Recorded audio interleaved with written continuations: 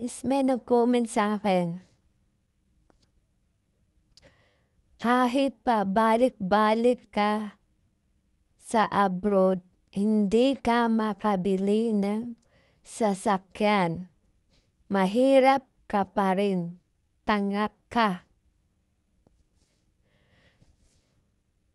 Grabe ka, ma'am. Grabe ka naman makapagsalita sa akin. Ganyan.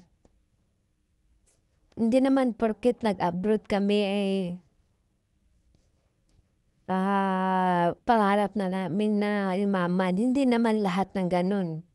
Oo, nandun na yung nangangarap kami ng makabili ng sasakyan, makabili ng bahay, maging-hawa yung buhay. Nandun na yung pangarap na yun. Pero wala naman po imposible sa abroad, di ba?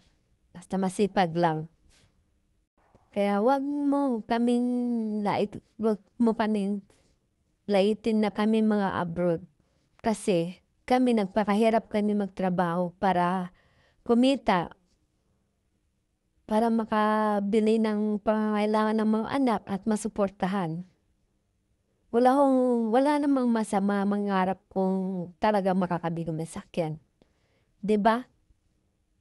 Tsaka, di naman ho ako tanga. Para sabihin mo akong tanga. Kasi kung gugustuhin namin bumili ng sasakyan, kami mga abroad, makakabili kami. Makakabili kami ng sasakyan kung gustuhin namin.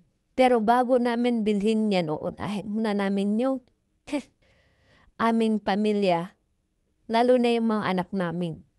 Doon kami nakapokus, kaya kami nag-abroad. Di ba? Grabe ka, tinagrad ka.